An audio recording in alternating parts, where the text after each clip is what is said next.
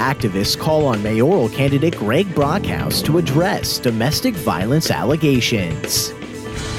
The Alamo Cenotaph remains set for relocation. And a state bill to outlaw paid sick leave ordinances fails. This is your Express Briefing podcast for Tuesday, May 21st. Subscribe to this and other free content at expressnews.com/podcasts. And get each day's top news and sports headlines delivered to your inbox at expressnews.com/newsletters. After simmering in the background for weeks, the issue of domestic violence has been thrust to the forefront of the San Antonio mayoral campaign.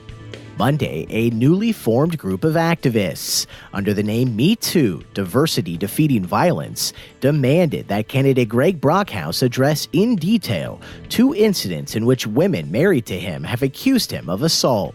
During the news conference, the Me Too organizers also unveiled a Change.com petition, signed by more than 600 people, that says Brockhouse is not fit to be mayor.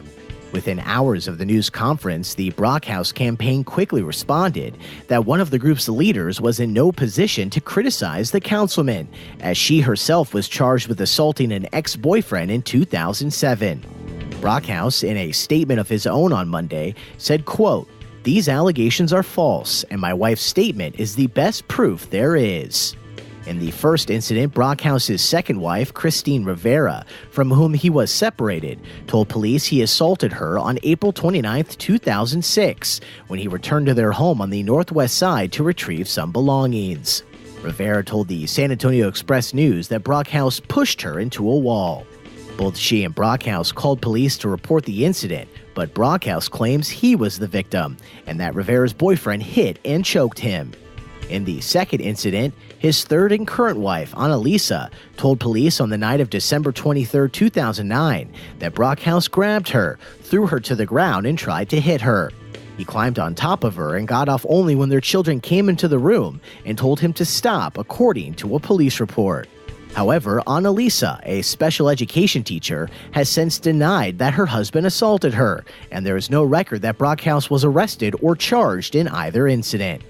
Monday's back-and-forth spectacle has put domestic violence in the middle of the mayoral campaign, just weeks ahead of a June 8th runoff between Brockhouse and incumbent Ron Nirenberg. Find more details on this emerging story at expressnews.com. A historic monuments bill that would have blocked relocation of the 1930s Alamo Cenotaph and possibly interfered with its repair died this week in the legislature, clearing the way for the city of San Antonio to proceed with the move as part of a major Alamo Plaza overhaul.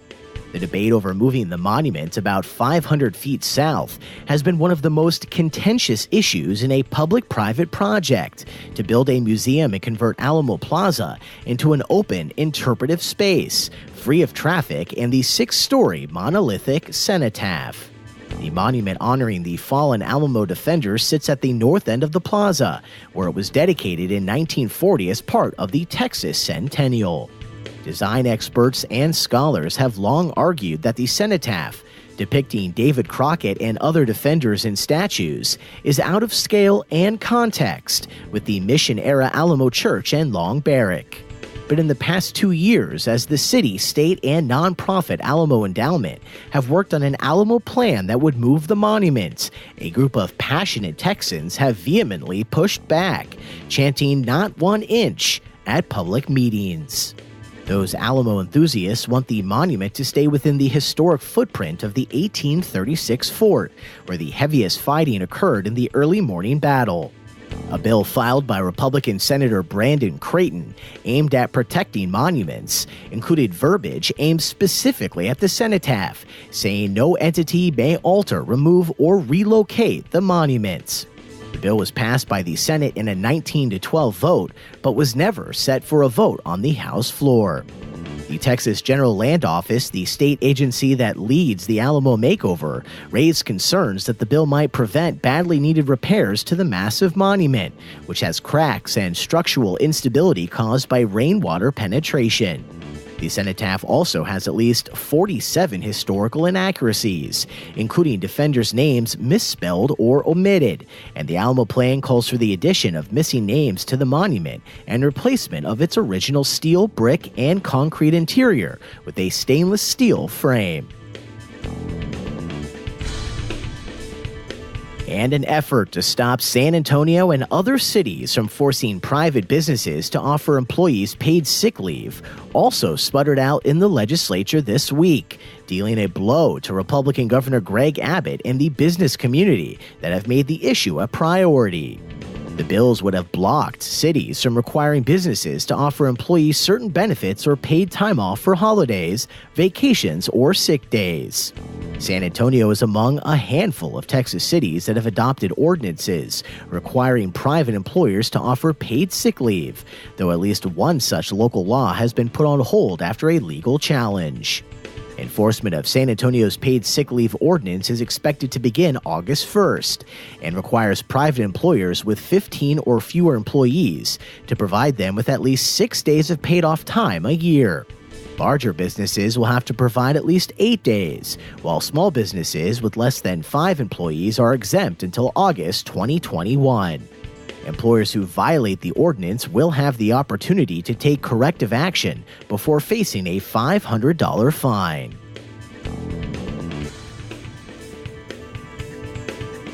And that's your daily San Antonio Express briefing for Tuesday, May 21st. Subscribe to this and other free content at expressnews.com/podcasts.